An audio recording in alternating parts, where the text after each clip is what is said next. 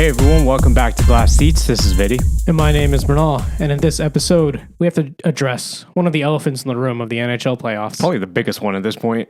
We talked about this during the trade deadline when the Vegas Golden Knights picked up some players due to having some cap room from an injured Mark Stone. Mm-hmm.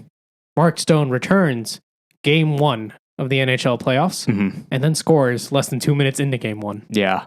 I can only imagine how angry those Dallas fans were. And to add in the fact, this is the third season in a row that Mark Stone has come off of LTIR for game one of the playoffs. Yeah. Interesting. Describe the feeling that you would be if you had a Dallas fan. If you were a Dallas fan. If I were a Dallas fan. I mean, I am rooting for them. I do want to see Joe Pavelski win it all.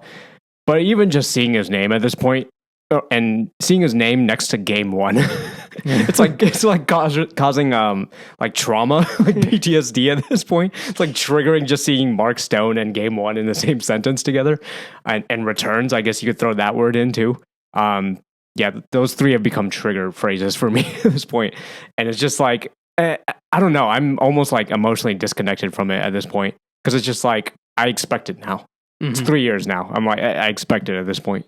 So there's been a lot of speculation from fans on how do we close this particular loophole. Yeah. To describe the loophole really quickly, if you aren't aware, if a team puts a player on long-term injured reserve, that cap hit, they get cap relief. So based on how much over the cap they are with that player, they can still go over.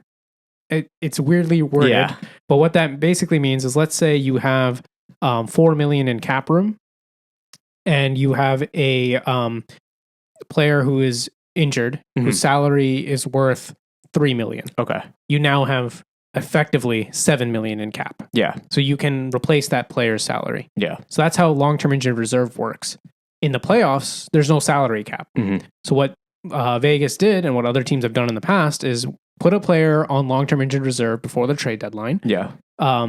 Fill up to the cap and the relief room with new players acquired at the trade deadline, and then when re-add the injured player to the roster after the playoffs start. Yeah. So there your roster's effectively over the cap. Yeah. But because of the timing, it's legal. Yeah. So it feels illegal, but it's not. It is by the letter of the law legal, yeah. But it feels like a bit of a loophole because you're able to upgrade your roster more than you should be allowed by the spirit of the rules. Yeah, and we've talked about this in the past, and I think, honestly, I feel like you and I both have a similar opinion, but it's also a little bit like, I think we both kind of share the sentiment that, it's not, like, it's not legal, or it's not illegal. So any team can theoretically do this. I think the reason I have a little bit of a problem now is because it's blatant abuse 3 years in a row with the same player. And it's like, I don't know. First time, totally understand. Second time, a little fishy, but I'll let it slide. Third time, yeah, I don't know. That's where I've come to with it. So I had a couple of thoughts in my head around this situation that I wanted to get out there and do some research. One, I've heard both ways from fans that yes, Vegas is doing this on purpose to avoid the cap. And two, no, they're not doing this on purpose. It's probably just fortunate how the timing worked out for this injury. 3 years in a row? Yeah. See, that throws a question mark, right? So it's somewhere in between, right? Yeah. Two, how would you change the rules to close this loophole, right? So I've heard things like, just extend the salary cap to be counted in the playoffs. Yeah. But that leads to issues with players that are injured during the playoffs. How would you replace them? Are you just screwed if someone gets injured in the playoffs, etc.? I've also heard that every roster you ice on game day needs to be cap compliant, which technically Vegas was last year. So there's lots of different rules around this, right? So to start off with, I went and I read the collective bargaining agreement that lays out the actual NHL rules for this. If you haven't read it, you can Google it. It's free for everybody to read. Yeah. So I want to go over what those rules are and then hopefully have a discussion here on what we think we could do. Yeah. So a couple of rules to note. If you want to go read it yourself, it is Article 50.10, Section D in the collective bargaining agreement. But highlights here that we need to note for the situation. Yeah. Any player that goes on long-term injured reserve must miss 24 days of the NHL season and 10 NHL games at a minimum. Yeah. The amount of time that a player will miss is determined by that team's doctor. Mhm. So if you are Vegas, the Vegas team doctor determines if you are going to miss 24 games, 24 days and 10 games Yes. of the NHL season.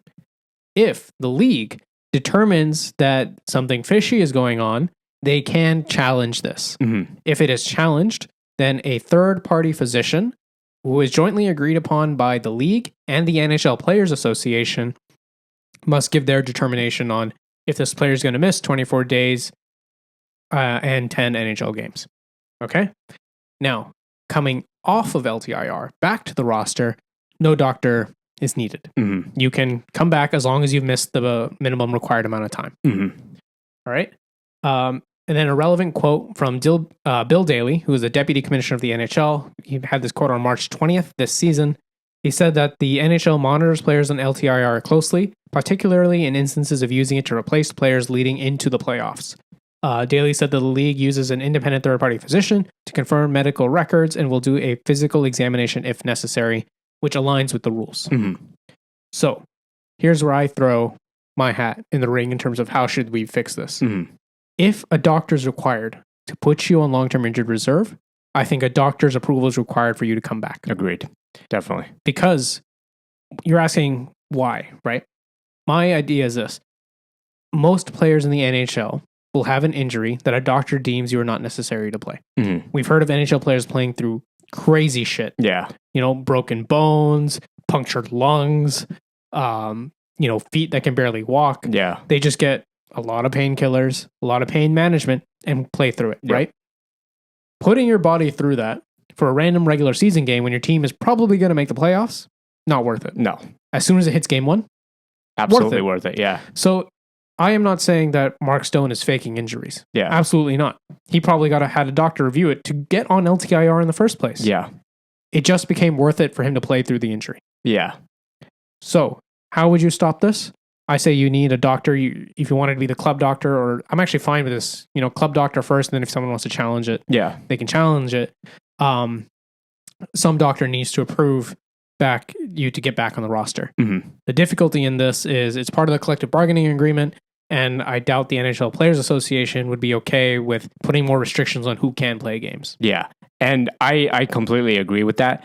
Another argument that I have heard with this is I've heard, hey, yeah, he did actually have a lacerated spleen, which was the LTIR injury. But Also, sorry, sidebar. Mhm. How the hell are you going to fake a lacerated yeah, spleen? that's what I mean. I was like, I don't think they were bullshitting about that. I think that was legit. Yeah. You would need to have your club doctor in on the scam and the NHL approved doctor in on the scam to get away with that. Yeah, there's like levels to this. Which would right? be very far-fetched. Yeah, there's like, this is a huge documentary waiting to happen if that ever was true. I would like to think Vegas is a little bit more ethical than that. Yeah. That's so ironic to say. Any professional Yeah. sports team Yeah. is a little more ethical than that. Yeah.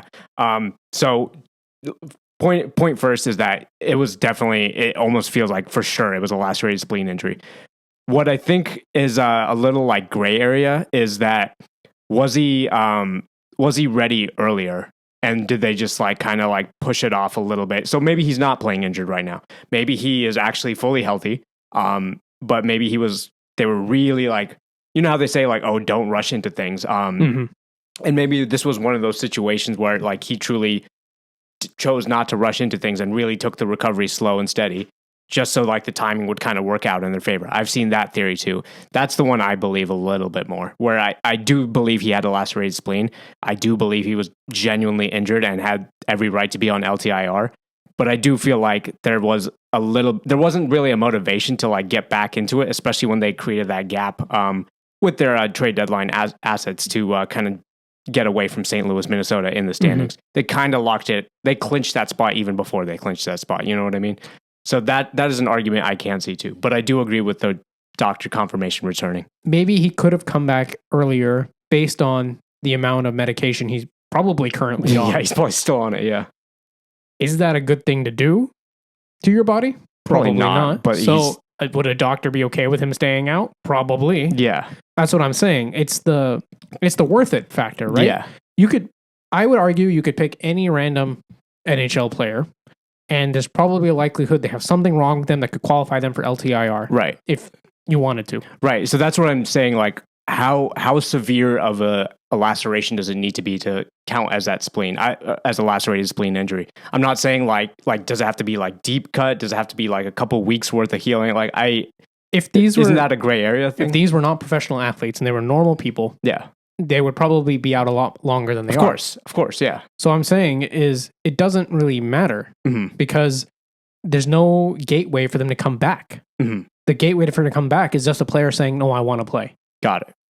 In which case, like, if you as a management can just convince a player to say, "Come back at this date," yeah, then they're you're probably done. going to. Yeah, then you're gone. Yeah, you're going to, right? Yes, yeah. So was he ready to play beforehand? I'm saying it doesn't matter. Yeah. Like, should he be playing now? Is there, I think, the more important question. Yeah. And the answer is probably no. Yeah. But, there's a cup on the line too. Yeah, so, exactly. Yeah. It just became worth it to put your body through that. Yeah. So I do want to mention when there was a lot of this, oh, here we go again type of comments from NHL fans when he was like returned to practice, right? There was pictures of him like on the practice ice or whatever. I don't want to say for sure, but I believe he was wearing like a non-contact jersey at first. I think he was cleared for contact like the practice after the regular season ended and before the playoffs began. Right. So that all the more reason confirms that, hey, maybe he wasn't actually, maybe I and everyone else who had the same theory, maybe he wasn't slowing down the recovery process just to like kind of fit in the timing of the playoffs. Maybe he was just going your route. Like he was actually like, he's like, fuck it, I haven't played in a while. I gotta like at least get used to the ice again. Let me at least try to get on right now with a shitload of Advil. Who knows? Yeah. Yeah. That's what it is in my mind. Yeah. That it's just a matter of, is it worth it for them? Yeah. And will we ever know? I don't think so. I don't think they'll ever disclose this shit. Yeah. Right. And the idea that professional athletes will always do what they can to play. Yeah, especially NHL players. Now, if your goal with LTIR and having all these doctors is to protect these players for their life, then you should have a gateway of yes, you the should doctor come back. should confirm if you that. don't want players getting injured in your league, they shouldn't come back, right? Especially when it's when it's a star like Stone. Yeah. I'd even be willing to say it shouldn't be the team's doctor. It should always be an independent doctor. Yeah. If you want to do it that way, fine. Yeah. Right? Like, I understand why they do the team's doctor. It makes things a lot easier if you rely on the team's doctor in terms of logistics. But yeah, my take on this is if you want to close this loophole, you need a doctor's permission to come back. Agreed. Yeah. I think that is the one universal that I feel like everyone can agree on, not just for the sake of cap circumvention, whatever you want to call this strategy. Yeah. But just, for the sake of the player, they have a life outside of hockey once they retire too. And it's a weird loophole. I wish it was closed when it was voted on like many years ago before, Chicago, Tampa, all these other teams started abusing it too. Tampa voted to close it. Yeah. And then they didn't. And that's Tampa why I'm was like, fine then. Yeah. That's why I'm like, they were the ones who, they used it, but like, they had the conscience to. That's the other thing is because this is part of the collective bargaining agreement, nothing can be changed until the next one, which is still a couple years out. Yeah. So I would be really interested to see if this doesn't pass the next time around. I feel like it will, just because it's weird how this became a thing from trying not to punish a team for a injured star player. This specifically star players. Like if it was, nobody would be saying anything if this was like some fourth liner who makes like $2 million a year. Let's be real.